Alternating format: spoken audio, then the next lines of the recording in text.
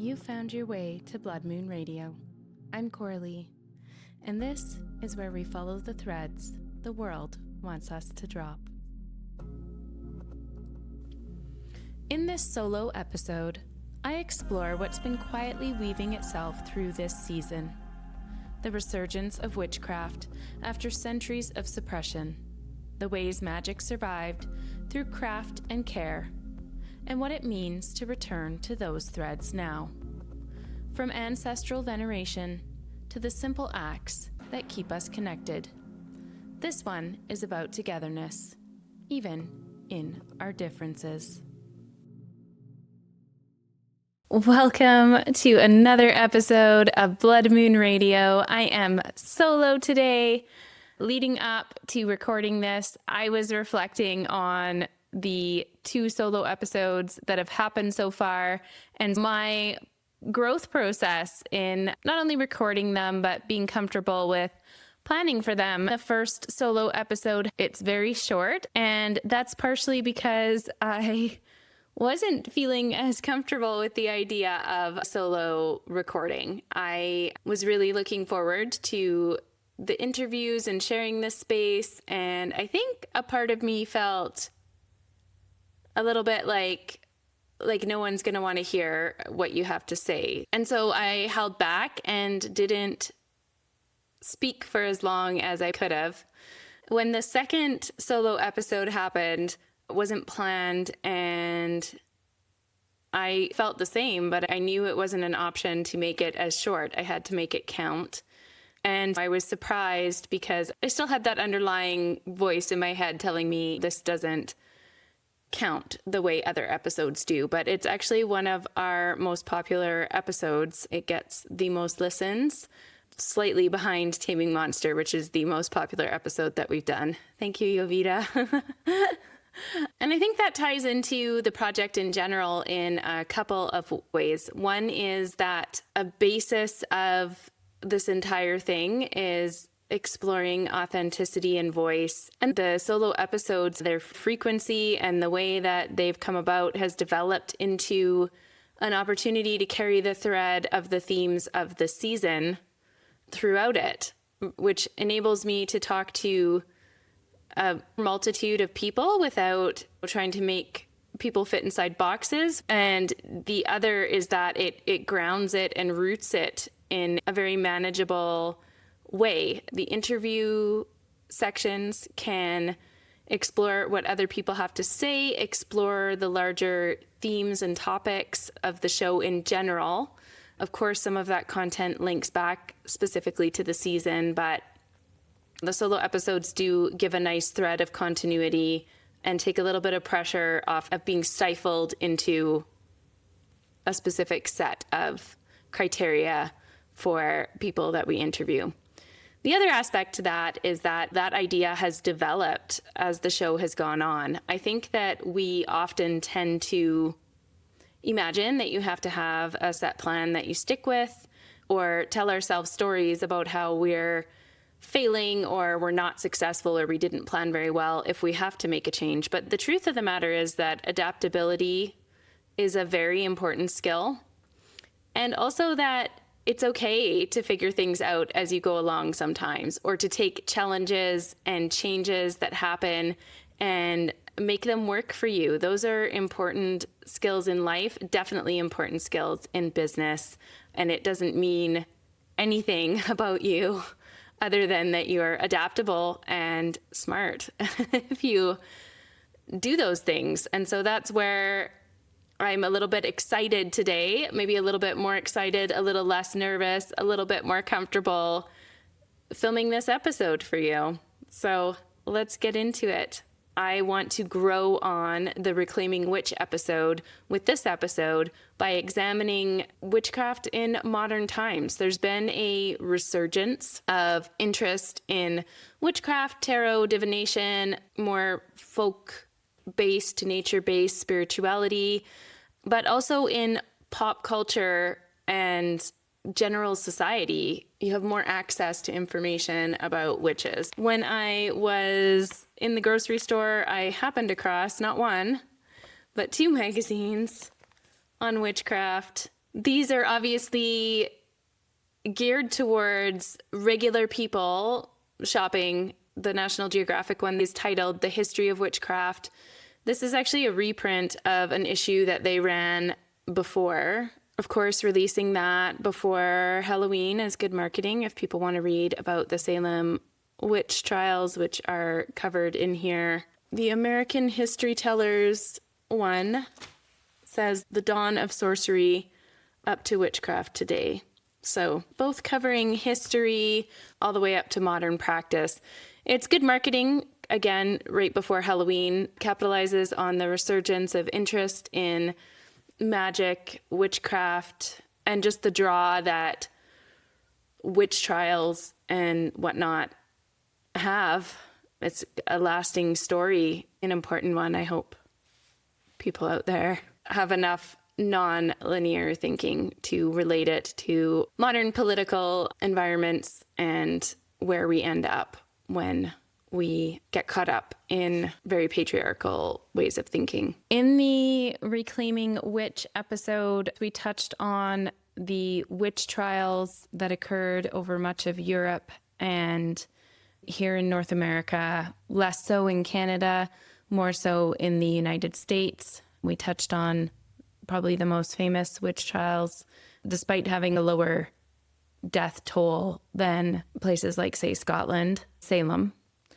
But what happened after the witch trials? What happened to women's traditional ways of being and knowing? And how did the knowledge that modern witches practice with come to be handed down? Let's talk about it. When the flames died down, the world grew quieter, but not in peace, in fear. The witch trials across Europe and the early colonies didn't just take lives. They took languages. They took ways of knowing. The lineage of women who had, for centuries, been the keepers of birth and death, of medicine and moon cycles, of stories that told us how to live close to the earth. What came after was a kind of silence, a deliberate forgetting. Those who had once been called wise women, healers, midwives, herbalists, or cunning folk learned quickly to keep their knowledge close. You didn't stop knowing how to use mugwort for protection or willow bark for pain, but you stopped talking about it. The knowledge didn't vanish. It went underground. It hid in the weaving of fabric and the stitching of charms into hems. It lingered in lullabies, in the rhythm of the spindle, in the way grandmothers taught their daughters to stir the soup counterclockwise for luck. It survived through crafts, literally, the crafts of women, spinning, dyeing, brewing, baking, gardening, all acts that once held deep ritual significance. And in this way, witchcraft endured by disguising itself as domesticity. The hearth became the altar, the kitchen, the apothecary. In some places, that silence was less complete. Wales, for instance, famously refused to enforce witchcraft laws in the same way as England. Across parts of Scotland, Ireland, and the Baltic regions, folk magic persisted, sometimes quietly entwined with Christianity itself. You prayed to a saint, but you still left bread and milk for the fairy folk. You went to church on Sunday, but you tied red thread around your wrist to ward off the evil eye. Witchcraft, in its truest form, never disappeared. It adapted. It became the hidden pulse beneath everyday life. By the 19th century, the witch was less a threat and more a story, a symbol of rebellion, otherness, and forgotten power. And when the world changed again, when industry replaced instinct and modern medicine replaced the midwife, something ancient began to stir beneath the surface once more.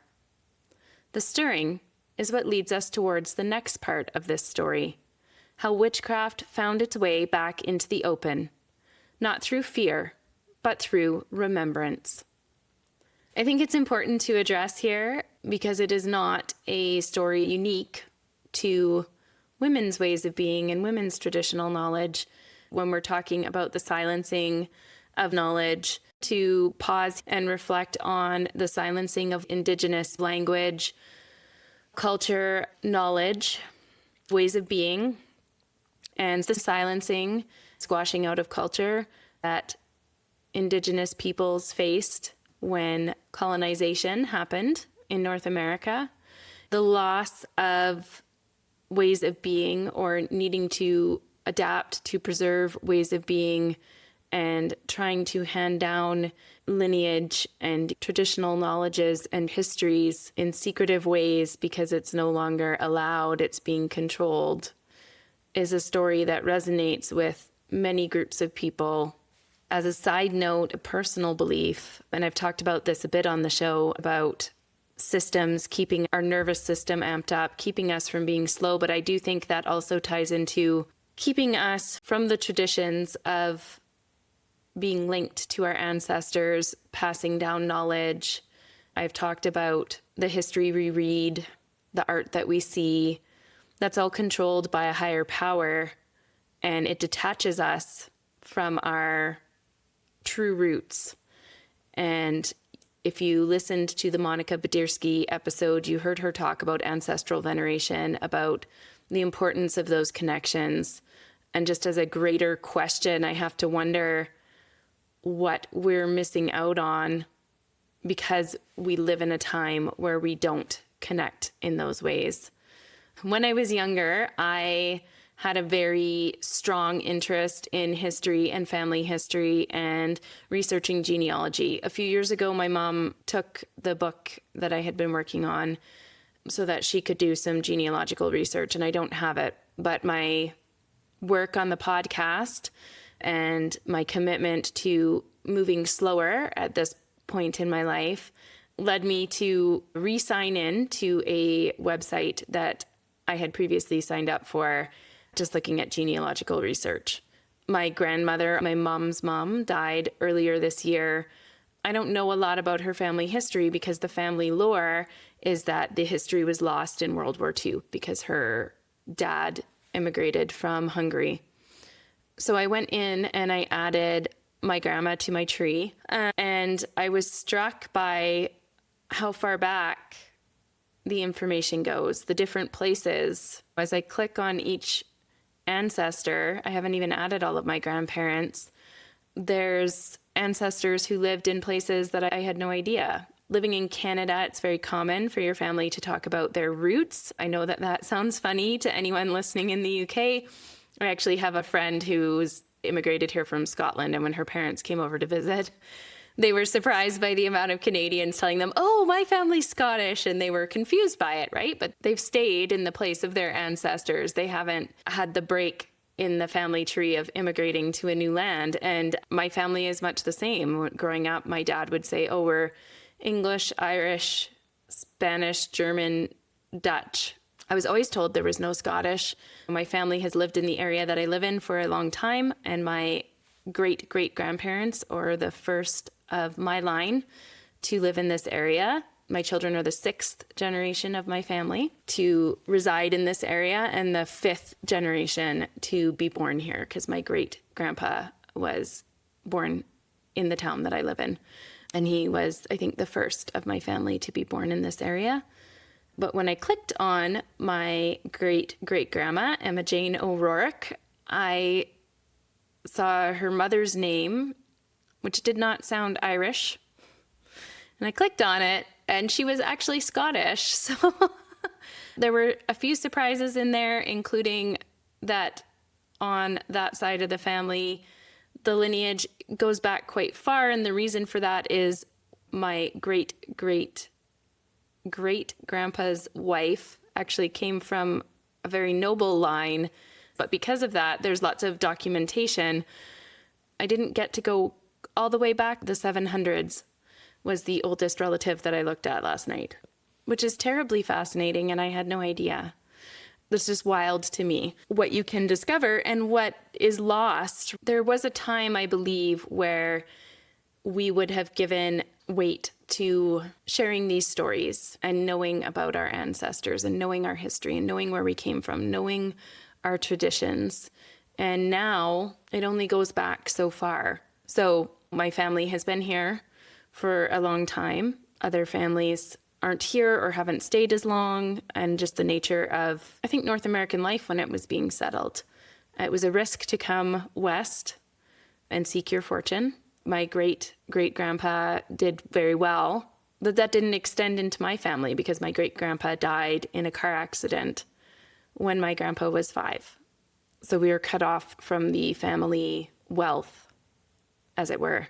But the things that I've learned about my great-great-grandparents have been through historical society posts or stories from other people. The family stories about them, first of all, weren't always accurate. For example, I knew we had the first automobile in town. I was under the impression that it was my great-great-grandpa's brother, Joseph Fletcher, who had the vehicle, and that it was for his logging company and it was a logging truck. And I knew the history from someone who worked at the Historical Society that there was a side gig taking people to the red light district, which is in an area a little ways away from main town, for a price. But it wasn't. That's one of the vehicles that my family owned, but the first vehicle in town was my great-great-grandpa's, and it was a Model T Ford. And I learned that when I saw a picture of it with him behind the driver's seat posted by the Historical Society. So we've lost the tradition of story keeping the knowledge of our ancestors and connecting to them that way. And I wonder, because ancestral veneration, stories, traditional ways of being are all very important in these more traditional spiritual belief systems and folk magic, what else we've lost and what is there for us to rediscover? There are, of course, examples of preservation of culture that fought against these erasures. I mentioned Welsh law. I wrote a paper for a course on Ceridwen, who is part of Welsh mythology. There's debate over whether she was a witch, a goddess, a sorceress. She appears in early writing, probably most famously in the Tales of Taliesin. But because of her sometimes being referred to as a witch or a white witch, I was able to delve a bit into researching witchcraft in Wales. And I found that prosecutions associated with witchcraft were rare in early modern Wales. The research that I accessed postulated that the leniency shown to women practicing witchcraft was probably a combination of the cultural acceptance and importance of magical arts in Welsh culture, but also preserving the Welsh way of life underneath English rule and wanting to protect the rights of Welsh women. It also stated that Wales already had customary laws and practices in place to deal with women who bewitch, well before the English had a hand in anything to do with Welsh governance. So that speaks to the English perception of witches as being associated with the devil, as not being a belief shared by the Welsh people.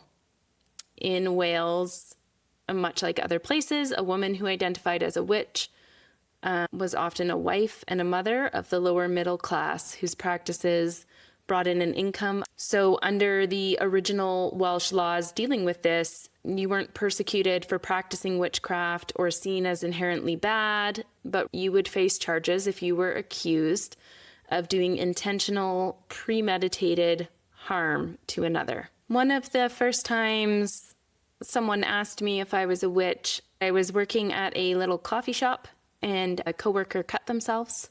For some reason, there was no medical kit there. We're around food and beverages. And so I grabbed the cayenne pepper and placed it on her cut to stop the bleeding. And that's when she revealed to me that she had this idea that I had witchy ways because I often know things and I carried knowledge like that. And I can't remember where I learned that cayenne would stop bleeding. But at the time, I didn't associate that sort of knowledge with witchcraft. It's only as I've gotten older, as more resources have become available, that I began to link these ways of knowing with knowledge of magic, traditional folk magic. I think it's probably the same for a lot of women who experience the world intuitively, know some tricks or traditions handed down through the women in their family, whether it's to do with cooking, gardening, traditional knowledge of the land that you live on. I feel very close and attached to the land in my area, even though my family has only been here for the 6 generations. The Tanaha have been here much, much longer and have a deep knowledge of the plants, the forests, the animals. When I was first trying to figure out what I believed in, I felt much more in tune with indigenous knowledge, and I did not associate that with traditional folk magic practices at the time. Like I talked about in Reclaiming Witch, most of the knowledge that you could find at that time was related to Wicca, which didn't resonate with me and wasn't explaining my experiences. As I got older, as the internet grew, as different ways of being and knowing were able to be expressed through books, blogs, websites, various things, I picked up tidbits here and there that spoke to this knowledge residing in other cultural belief systems in various forms, not exactly the same. Every tradition and culture has its own specifics and intricities. I have a lot of Celtic ancestors. I've always been drawn to smoke cleansing, which is a big part of magical belief systems there. I've always been drawn to trees. I love trees. I talk to my plants like a crazy lady. The belief in animism, the belief that the source, God, the universe, however you like to refer to it, energy, if you're going to be scientific, is shared and in everything. You'll also find that if you study yoga. I do believe that's part of the reason I was drawn to yoga and took my yoga teacher training. Those particular practices resonate with me, and those are things that I've always just instinctively believed, even if I was told they were illogical or, there's other explanations. I think at this point in my life, this real marrying of the mundane with the magical is key, and I think that was key to our ancestors. Which brings me to talking about crafts being done by women. And if you watched the episode with Juliet, you heard her talk about traditional crafts in a very magical sense. She talks about weaving her intentions into existence. During a very difficult time in my life, where I had had a very abusive relationship. And when I broke up with him, he stalked me. And the end result of the relationship and what came after is that I have CPTSD. And during that time, to mentally help myself, and what I understand now from years of learning and counseling, calm my nervous system, was I got really into knitting. But something that struck me was the overlay of the language used in knitting with magical language. You cast on, you bind off. And I think I related the magic beyond the language with the sensation of the slowing down, the focus, and the creation. And if you've listened to every episode of the podcast, those have been threads that have been woven through every episode, through every guest, no matter which background they're coming from. We've had an author, a businesswoman, a yoga teacher, practicing witches whose jobs relate to witchcraft. Everybody has talked about those things and the importance of them. And those are, if you go to counseling, you will hear counselors talk about them. If you go to your doctor, if you're in need of some mental health help, they will talk to you about the effects of slowing down concentrated thought on your nervous system because it relates to your mental health. They all tie in together. They all overlap. I reposted an article from a Mighty Girl on my personal Facebook page about the tartan for witches that has been officially released in Scotland.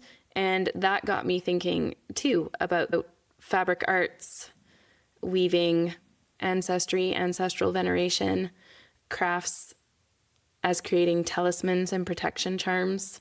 Someone had commented that the clan system is very patriarchal and that tartan is part of that. But I have to posture whether it may hold more significance if we look beyond the clan system and view the tartan as a talisman connecting Scottish people to their ancestors, to their group, to their history, and wearing a piece of cloth woven specifically with those intentions, that energy into it as a talisman that not only unifies them, but offers protection and knowledge and community.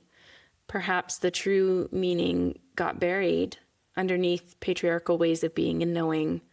It's absolutely fascinating. I hope that someone, because I know there's degrees now in esoteric studies, perhaps someone will hear the podcast and write a paper. If you do, please send it to me. I want to read it. And I want to look up your sources too and read them. Now, of course, not every culture had to hide its magic. In many indigenous, African, and Eastern traditions, the veil between the seen and the unseen never closed.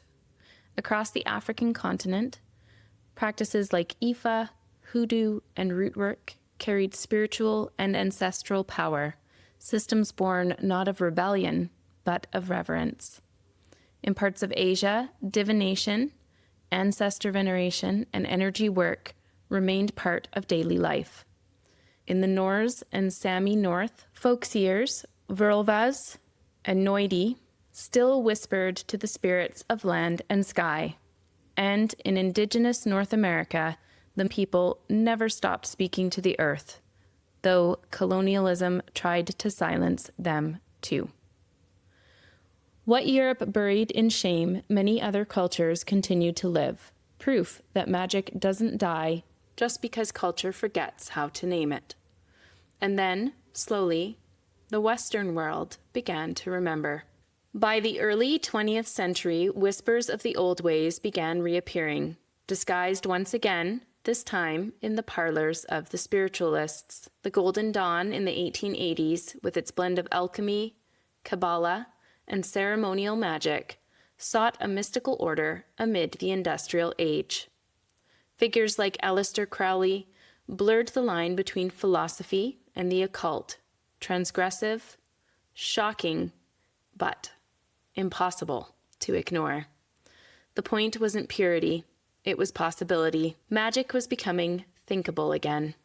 By the mid-20th century, after 2 world wars and unimaginable loss, the pendulum swung again, towards healing, toward the feminine. And out of that came what we now call Wicca. Born in the 1940s through the work of Gerald Gardner and later expanded by figures like Doreen Valiente, Wicca represented a new framework. Structured ritual, seasonal cycles, the honoring of the goddess and the god. It was, and still is, a living, evolving faith. For many, it offered a bridge, a way to reconnect with the sacred feminine in a language that felt safe, familiar, and a little rebellious. But like all revivals, it came with tension. Because Wicca, while inspired by older folk traditions, was also shaped through the lens of a mid-century British man, and with that came echoes of patriarchy, Christian dualism, and colonial influence. Concepts like the threefold law, the idea that whatever you send out returns threefold, can feel comforting to some, but controlling to others. Many modern witches, especially those from ethnic or ancestral practices, see it as a soft echo of the church's fear-based morality, a way of policing women's power, rather than reclaiming it. And that's the heart of the current conversation online. Who owns witchcraft? Who defines what's safe or good? The answer, of course, is no one and everyone. Wicca gave countless women permission to explore magic again without shame.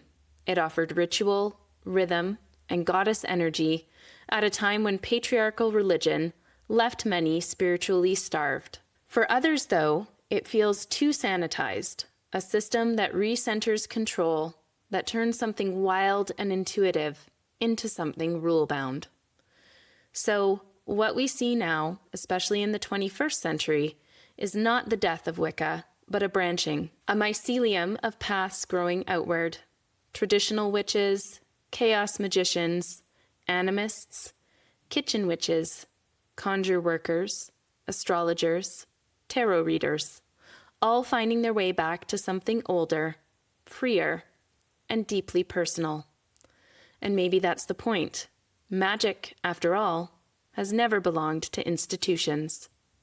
It belongs to the people who need it most, the ones reclaiming their power in times of uncertainty, just as their ancestors once did. Perhaps it's no coincidence that the resurgence of witchcraft today mirrors our own political unrest, a collective yearning for autonomy, for meaning, for something sacred that can't be legislated or bought. When the world feels like it's burning, witches rise from the ashes again, and again, and again, to remember what's possible. Revisiting what I said in my introduction, talking about growing in my process of doing the solo episodes and in what the format of Blood Moon Radio looks like every season, and allowing myself to learn as I go without shame or feeling like that means something negative, and instead recognizing the fact that I have adaptability and am able to think through challenges and turn them into something for the greater good of myself or the project, to not only the resurgence in witchcraft, but the journey of discovery that I'm on and that I see a lot of other women on. While for me, I've always felt a little other than with the way that I experience the world, I didn't label myself a witch for a long time. And in so many ways, I'm only now really leaning into the things that I've discovered that resonate with me. And I believe this about life anyway. It's because I'm a lifelong learner. I believe that you're always learning, whether it's in academia, your life, learning about yourself, learning about relationships and others. We should always be learning. And so maybe I feel this way about everything a little bit.